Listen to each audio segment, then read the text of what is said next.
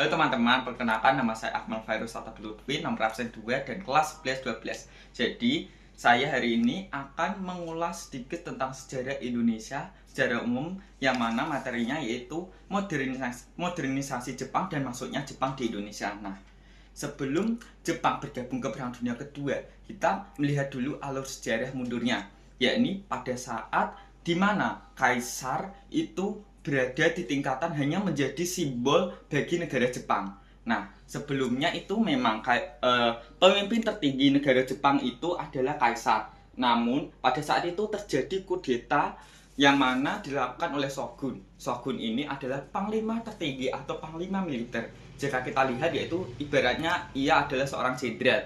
Nah, jenderal ini adalah ia melakukan pemberontakan kepada kaisar, sehingga kaisar ini tidak memiliki kewenangan sama sekali, hingga akhirnya kaisar hanya dijadikan simbol.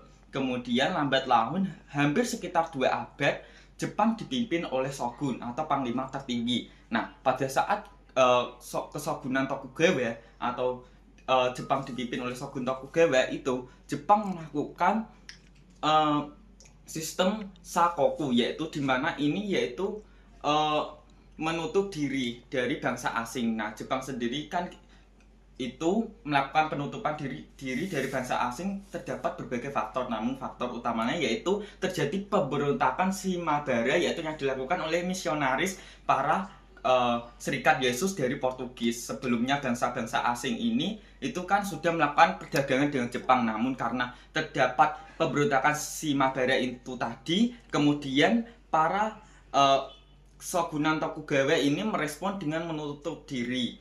Menutup diri itu artinya tidak memiliki hubungan antar bangsa asing. Kalau kita lihat itu sekarang seperti negara Korea Utara. Nah, dampak dari pengurungan diri ini tentunya Jepang tidak dapat mengakses banyak sekali sumber daya alam seperti minyak bumi dan lain sebagainya, hingga ini itu membuat Jepang mengalami dilanda kelaparan pada saat itu.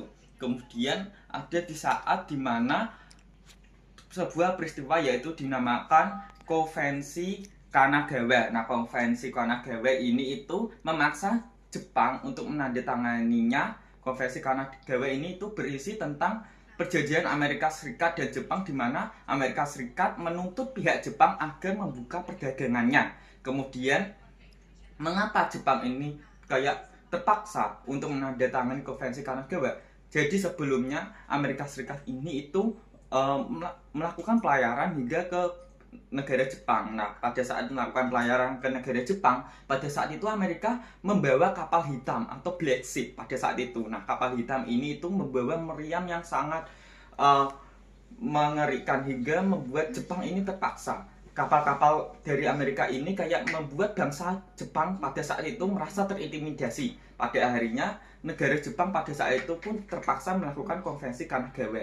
Nah, setelah Konvensi Kanagawa, akhirnya pada saat itu tuh kayak merasa rakyat Jepang pada saat itu harga dirinya itu down pada saat itu, karena kayak dipaksa melakukan Konvensi Kanagawa. Akhirnya pada saat itu Kaisar Meiji melakukan restorasi, yang mana isinya pada saat itu kaisar itu berada di tingkatan teratas. Kan sebelumnya shogun itu atau panglima tertinggi berada di tingkatan teratas. Sekarang itu kaisar di tingkatan teratas dan memiliki kewenangan yang sangat besar terhadap negara Jepang. Nah, akhirnya Kaisar Meiji pada saat itu memutuskan untuk membuka kembali perdagangan kepada bangsa asing, yang mana Kaisar Meiji pada saat itu pun mulai mengirim pelajar-pelajarnya ke bangsa asing untuk belajar di bangsa asing, hingga melakukan revolusi industri, hingga pada saat itu negara Jepang menyamai negara-negara Eropa lainnya.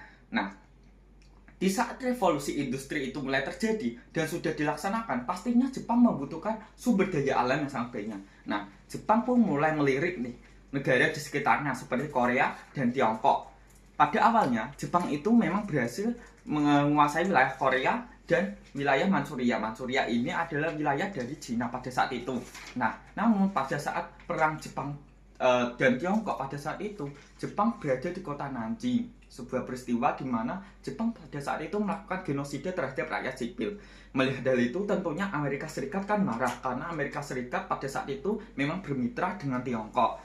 Pada akhirnya Amerika Serikat melakukan embargo kepada Jepang pada saat itu. Nah, embargo itu adalah pelarangan perdagangan antara Jepang dengan negara-negara lain. Intinya negara-negara lain itu dilarang untuk melakukan perdagangan kepada negara Jepang, hingga akhirnya Jepang pun mengalami krisis minyak pada saat itu. Nah, akhirnya Jepang pun mulai melirik nih ke negara Asia Tenggara, khususnya wilayah Indochina. Nah, Indochina ini sendiri yaitu wilayah dari koloni Prancis. Pada saat itu Jepang mengapa menyerang wilayah Indochina ini? Karena pada saat itu wilayah pusatnya di wilayah Prancis pada saat itu berhasil diduduki oleh Jerman, yang dimana kota Paris berhasil dikuasai oleh Jerman. Kemudian merasa itu adalah kesempatan emas, akhirnya Jepang pun menyerang Indochina. Kemudian juga Jepang juga mulai melakukan aliansi dengan Jerman dan Italia, karena mereka memiliki ideologi yang sama, yaitu ideologi fasis yang mana bertujuan untuk menguasai dunia. Kemudian setelah melakukan perjanjian, Jepang pun mulai melakukan rencana, yaitu di mana ia mulai menyerang Pearl Harbor, pangkalan militer Amerika Serikat di Hawaii. Mengapa Jepang menyerang pangkalan Pearl Harbor? Karena anggapan Jepang bahwa jika seandainya mereka menyerang Pearl Harbor, maka Amerika Serikat itu tidak bisa istilahnya ikut campur urusan Jepang di Asia Tenggara. Setelah mereka melakukan penyerangan, maka akhirnya itu pun Jepang melancarkan aksinya, mulai menyerang dengan Filipina, Malaysia, dan Indonesia. Nah, pada saat masuk ke Indonesia, Jepang menginvasi ke wilayah Tarakan di Kalimantan. Nah, Tarakan ini itu terdapat wilayah merupakan wilayah kilang minyak dari Belanda, yang mana pada saat itu banyak sekali minyak-minyak yang diproduksi di wilayah Tarakan. Kemudian setelah melakukan invasi, mereka pun mulai menyerang ke Sumatera, Sulawesi, dan Papua hingga ke Jawa, sehingga membuat Hindia Belanda pada saat itu pun menyerah tanpa syarat kepada Jepang. Nah, jadi sebelum Jepang itu menyerang Hindia Belanda, pada saat itu pun reaksi Amerika Serikat yaitu membuat sebuah aliansi, yaitu yang bernama ABDACOM, yaitu yang isinya yaitu berbagai negara di Asia Tenggara seperti Amerika, Belanda, Inggris, dan Australia pada saat itu. Namun ABDACOM ini tidak berhasil membendung serangan Jepang yang dilakukan secara masif ke wilayah Indonesia. Kemudian tentunya Jepang pada saat menduduki Indonesia disambut baik oleh rakyat Indonesia, karena pada saat itu istilahnya pertama kalinya bangsa Asia itu berhasil mengalahkan bangsa Barat. Bahkan pada saat itu Jepang pun mengkampanyekan bahwa Indonesia adalah saudara tua dengan Jepang, hingga Jepang pun melakukan kampanye 3A, yaitu Nippon Jaya Asia, Nippon Pelindung Asia, dan Nippon Memimpin Asia. Pada saat itu Jepang pun melakukan berbagai kampanye agar mereka pun terlihat baik di mata masyarakat. Namun di bidang politik pada saat itu banyak sekali organisasi yang dibekukan oleh Jepang. Namun hanya satu organisasi saja yang dibolehkan bekerja pada saat itu, yaitu MIAI pada saat itu.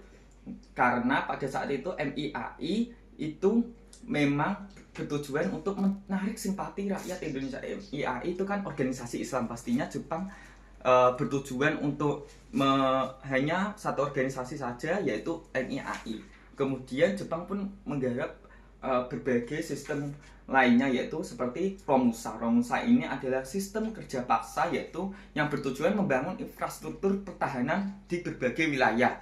Nah, Romusa sendiri ini itu banyak sekali rakyat Indonesia yang dikirim sampai ke luar negeri, sampai ke Myanmar, kemudian Indochina, dan Filipina, untuk membangun berbagai pertahanan atau benteng-benteng yang mana nantinya itu digunakan untuk mengantisipasi serangan dari sekutu.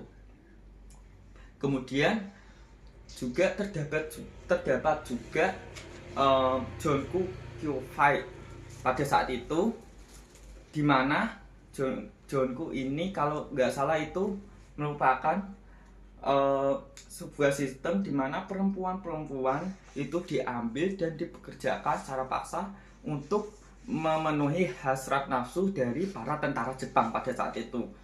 Junko Kyofai ini pada saat itu sampai dikirim ke Cina dan Burma pada saat itu.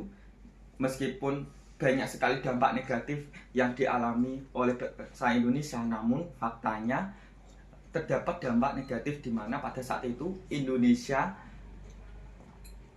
Jepang pada saat itu mewajibkan bahasa Indonesia sebagai bahasa nasional dan melarang bahasa Belanda pada saat itu.